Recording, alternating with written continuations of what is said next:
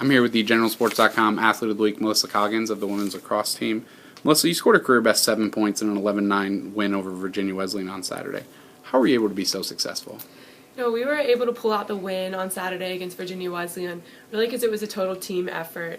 For me, nothing makes me happier than hitting Olivia Sisson or Sammy Yates on a backdoor cut. So, our attack is at our best when we're all working together and we're all possessing the ball and, limiting our turnovers. So, individuals may be successful in any given game just because we're all working together and really connecting on every level.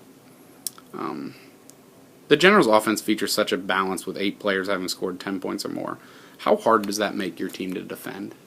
Yeah, and just as I mentioned, it's not one person on our team who has a significant number of points. It's really balanced, and I think when other teams are scouting us, getting ready to play against us, it is hard, like you said, because they can't, face guard one person and try to lock them out. So it's definitely one of our team's strengths, and I think we try to play to that strength. It's great because we can rely on any given player, despite some season-ending injuries that we've had so far this season. We've really been able to have other people step up, and any given player can step up in any role. Prior to the win against Virginia Wesleyan, you scored 1 goal and had an assist in a 14-8 loss to 4th-ranked Middlebury. How does that game help you prepare for your stretch run in the ODAC season?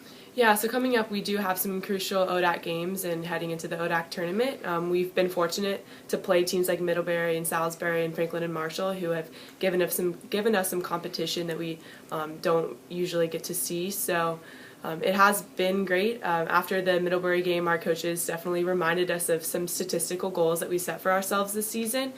So though we weren't as successful in the Middlebury game as we would have liked to been, going into ODAC play in this stretch, it is important that we keep those statistical goals in mind and realize that if we're possessing the ball, if we're limiting our turnovers, if we're getting draw controls, then we will be successful. So Middlebury was just a reminder of the way we play our game and to stick to our game plan. Then finally, you got an important game on Wednesday against Randolph-Macon as both teams are undefeated in league play.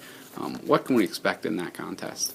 I think you can expect us to come out hard and ready to compete. We've all really been looking forward to this game, knowing that Randolph-Macon is one of the bigger competitors in the ODAC. So they haven't really lost anyone since last season. So we've kept Randolph-Macon on our radar so far this season. So we're all super excited. Competing to get that #1 seed in the ODAC so we can host the ODAC tournament. So I think we're all going to be ready to compete. We had 6 a.m. practice this morning, so we're ready to go and we're all really excited for that game. Okay, thanks, Melissa.